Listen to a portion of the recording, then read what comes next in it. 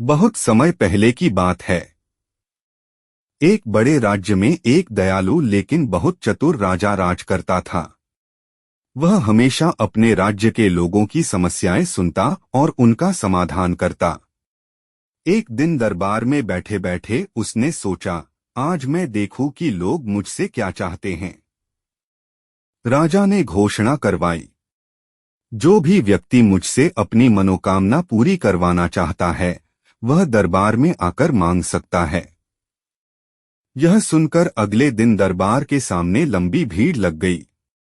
कोई सोना मांग रहा था, कोई नौकरी, कोई जमीन और कोई सम्मान। इसी भीड़ में एक फटे पुराने कपड़ों वाला भिखारी भी खड़ा था।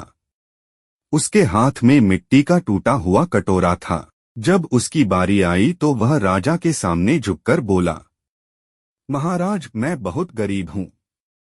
मुझे अपने कटोरे में सोना दे दीजिए ताकि मैं कभी भूखा न रहूं। राजा ने उसकी ओर देखा और मुस्कुराया। राजा ने पूछा, क्या तुझे यकीन है कि तेरा कटोरा इस सोने को संभाल लेगा? भिखारी बोला, महाराज, इसमें जितना भी सोना डाल देंगे मैं खुशी खुशी ले जाऊंगा। यही मेरी सबसे बड़ी दुआ है। राजा ने इशारा किया। सैनिकों ने सोने की अशर्फियां लाकर उस कटोरे में डालनी शुरू की। लेकिन जैसे ही सोना कटोरे में गिरता वह राख और धूल में बदल जाता। कटोरा खाली ही रहा। भिखारी की आंखें फैल गईं। उसने और मांग की, महाराज, थोड़ा और डालिए, शायद इस बार टिक जाए। सैनिकों ने और सोना डाला, लेकिन हर बार वही हुआ। सोना धूल बनकर गिर जाता। भीड़ हैरानी से यह नजारा देख रही थी। तब राजा मुस्कुराया और बोला, यह कटोरा साधारण मिट्टी का नहीं है। यह तेरी इच्छाओं का प्रतीक है। इंसान की इच्छाएं कभी पूरी नहीं होती। जितना भी सोना, जितना भी धन, जितना भी सुख इसमें डाला जाए यह खाली ही लगता है। भिखारी हतप्रभ खड़ा रह गया।